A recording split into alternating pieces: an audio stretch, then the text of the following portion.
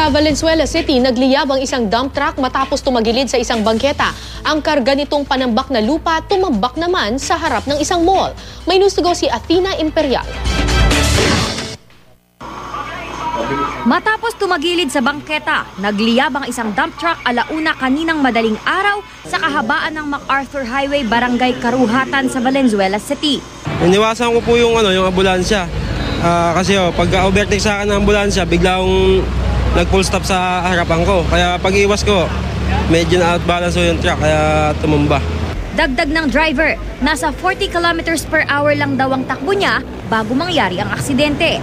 Agad namang sumaklolo sa panangyarihan ng aksidente ang mga opisyal ng Barangay Karuhatan. Nag-umpisa yung sunog doon mismo sa ilalim, doon sa may tangke. Yung isang security force ko, isang tao namin dito, siya lang pumikap ng pasyente. Dala niya yung ambulansya. Ang driver nun, isang tao ko na si Reggie Cruz.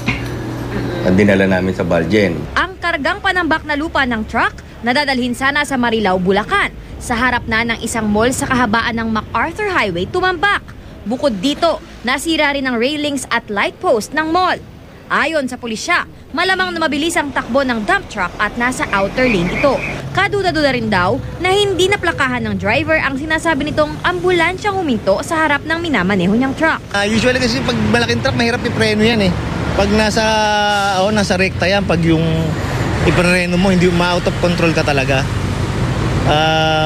Kasi nga, madaling araw na walang ganong sasakyan. Kaya, yun, siguro, naghahabol din sa biyahe. With concern do sa tracking company, damage to property lang ang pwede nating ikaso since ang sabi nung chief security ng SM na damage yung railing tsaka yung light post. Patuloy ang investigasyon sa nangyaring aksidente. Athena Imperial, GMA News.